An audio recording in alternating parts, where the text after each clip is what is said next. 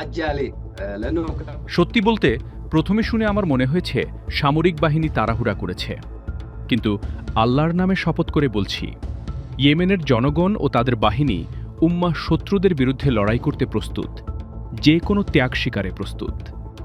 হ্যাঁ, যুদ্ধ কোনো খেলা নয়, কিন্তু সমস্যা হলো একজন বেপরোয়া মার্কিন প্রেসিডেন্ট যুদ্ধকে খেলনা মনে করে। গাজা থেকে লেবানন, এখন ইরান ও ইরাক, এই আগ্রাসন তারই ফল। আমাদের উপর 2015 সালে কোনো কারণ ছাড়াই হামলা হয়েছে, কারণ অন্যরাও যুদ্ধকে খেলা মনে করেছে, তাই আমরা তাদের শিকার।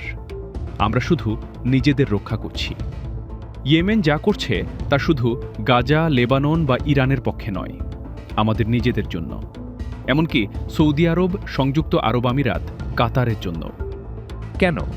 কারণ নেতানিয়াহু খোলাখুলিভাবে গ্রেটার ইসরায়েলের কথা বলে, যার মধ্যে সৌদির অর্ধেক, ইরাকের অর্ধেক, প্রায় পুরো কুয়েত, পুরো সিরিয়া, জর্ডান, এমনকি মিশরের অংশ রয়েছে।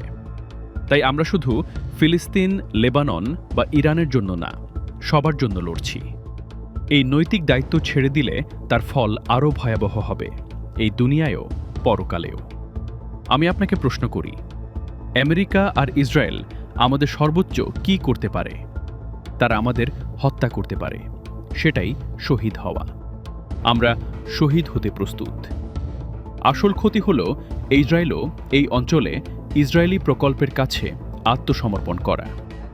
هذا الواجب الاخلاقي اثاره اسوء سواء